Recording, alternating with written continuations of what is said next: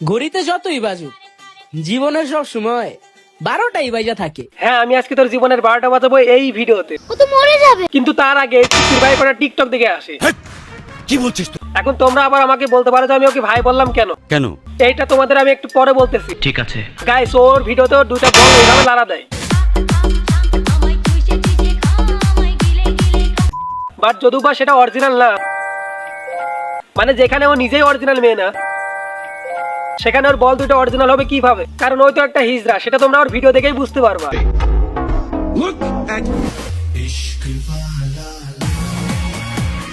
চোখের জলে ভাসিয়ে দিলাম মনের ঠিকানা, খেয়াল স্রোতে চাইলে তুমি মানে গাইস, 2023 সালে ওকে নিয়ে আমি একটা ভিডিও বানিয়েছিলাম। তখন আমি আসলে জানতাম না যে ও আসলে মেয়ে না ছেলে।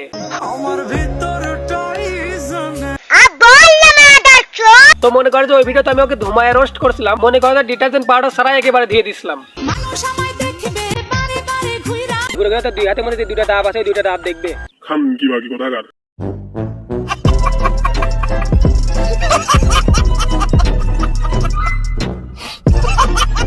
আর আজকে যেহেতু জেনে গেছো একটা হিজড়া, আজকে যে কি হইব, আজ একটা বিরাট ফাটাফাটি হইব। আমরা ব্রাহ্মণবাড়িয়ার মেয়ে, হাতে পরি ঘড়ি, আমাদের সাথে লাগতেই সোনা বাজান, পরায় দিমো কিন্তু চুরি। এখন কথা হচ্ছে ভাই, তুই তো ছেলে ছিলে, তখন তোর একটা যন্ত্র ছিল। এখন তো মনে হয় মেয়ে থেকে ছেলে হয়ে গেছিস, মানে শরীফ থেকে শরীফা।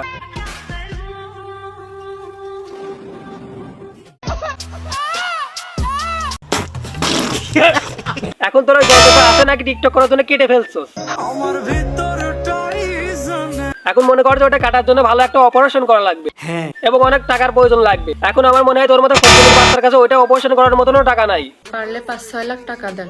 আসলে তুই হচ্ছিস একটা জাতপাতির বাচ্চা।